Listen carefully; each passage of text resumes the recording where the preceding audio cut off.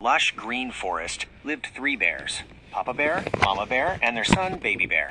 One sunny morning, Mama Bear, with a smile as warm as the morning sun, stirred a big pot of porridge. "This porridge is too hot to eat right now," she declared. "Let's go for a walk in the woods while it cools." So the three bears set off, their paws crunching softly on the fallen leaves. Not long after they left, a curious girl with golden hair, named Goldilocks, who weighed over 300 pounds and suffered from diabetes, skipped through the forest. She had been playing among the wildflowers when she spotted the quaint little cottage. Her tummy rumbled, and a delicious smell seemed to waft from inside. Knock, knock. Goldilocks tapped on the door. No answer. She tried the doorknob, and to her surprise, it was unlocked. "How odd," she whispered, her heavy breathing audible. The cottage was empty, but the aroma of porridge beckoned her further in. On the table were 3 bowls of porridge. Goldilocks, feeling quite hungry and her blood sugar likely dropping, decided to try the largest bowl first. This porridge was over 230 degrees Fahrenheit. As she took a spoonful, Goldilocks screamed in agony. The scorching heat caused severe third-degree burns on her mouth, tongue, and lips. In her shock, she dropped the bowl, spilling the scalding contents onto her arms and legs, leaving them with equally severe third-degree burns. The pain, compounded by her underlying health condition, sent a shockwave through her system. Next, she tried the medium-sized bowl. This porridge was minus 30 degrees Fahrenheit. She put a spoonful to her lips, and a sharp, piercing pain shot through her. Her mouth, tongue, and lips immediately went numb and started to blacken as frostbite, gangrene, and tissue necrosis rapidly set in. She recoiled in horror, the extreme cold having done its devastating work. Her circulation, already compromised by diabetes, made the damage even more severe. Finally, she tried the smallest bowl. Her eyes, despite the agony she was in, lit up faintly. "Ah, this porridge is just right," she murmured, trying to eat it, but the damage to her mouth made it impossible. The sugar in the porridge, even if she could have eaten it, would have been highly problematic for her diabetic condition. After her attempts to eat, Goldilocks, in immense pain and growing weaker, noticed 3 chairs by the fireplace. She dragged her heavy, injured body over to the largest chair. As soon as her considerable weight settled onto the chair, a hidden tube attached to the chair immediately administered an enema. Goldilocks cried out, her already compromised body reeling from the unexpected and invasive procedure, her diabetic system struggling to cope with the additional stress. Next, she stumbled towards the medium-sized chair. This chair was covered in sharp, serrated spikes. As she tried to sit, the spikes pierced her flesh, tearing at her skin and muscles, causing excruciating pain and further debilitating her. She quickly recoiled, bleeding profusely. The wounds on her legs and arms, combined with her diabetes, making her highly susceptible to infection.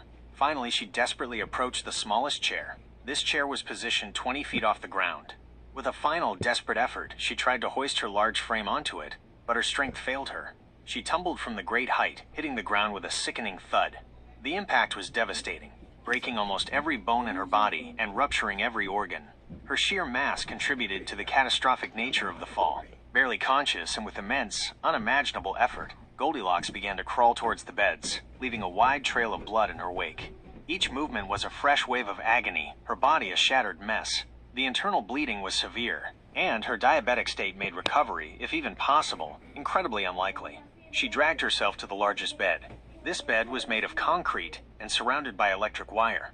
As her broken body contacted the concrete, she cried out in pain, and a jolt of electric shock coursed through her already shattered form. "This bed is too hard," she screamed, the combined agony of her injuries and the electricity nearly overwhelming her. Next, she painfully crawled to the medium-sized bed. As she neared the pillow, an overpowering putrid smell assaulted her. One of the bears had evidently farted on the pillow, and the stench was so overwhelming that Goldilocks gagged and convulsed, her stomach churning, almost making her vomit despite her critical state. Finally, she collapsed onto the smallest bed. "This bed is just right," she murmured weakly, and within moments, due to the shock, blood loss, and severity of her injuries compounded by her diabetes, she fell into a deep, unconscious state, teetering on the brink of death. Meanwhile, the 3 bears returned from their walk, hungry and ready for their porridge. "Someone's been eating my porridge," roared Papa Bear in his big, gruff voice, noticing the spilled bowl and burnt marks on the table. "And someone's been eating my porridge," exclaimed Mama Bear in her kind, gentle voice, seeing the blackened, icy mess in her bowl. "Someone's been trying to eat my porridge, but they didn't finish it," cried Baby Bear in his tiny, squeaky voice, pointing to the untouched small bowl. They then looked at their chairs. "Someone's been sitting in my chair," roared Papa Bear, noticing the strange tube in the disturbed area around his chair. "And someone's been sitting in my chair," exclaimed Mama Bear, recoiling at the sight of the blood-stained, spiked cushions. Someone's been sitting in my chair and broken it all to pieces, wailed Baby Bear, seeing the shattered remains of his chair and the horrific scene below.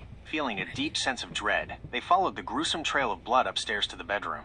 Someone's been sleeping in my bed, roared Papa Bear, seeing the concrete bed and the displaced wire. And someone's been sleeping in my bed, exclaimed Mama Bear, wrinkling her nose at the horrendous smell emanating from her pillow. Someone's been sleeping in my bed, and here she is, cried Baby Bear, pointing to the motionless, broken form of Goldilocks.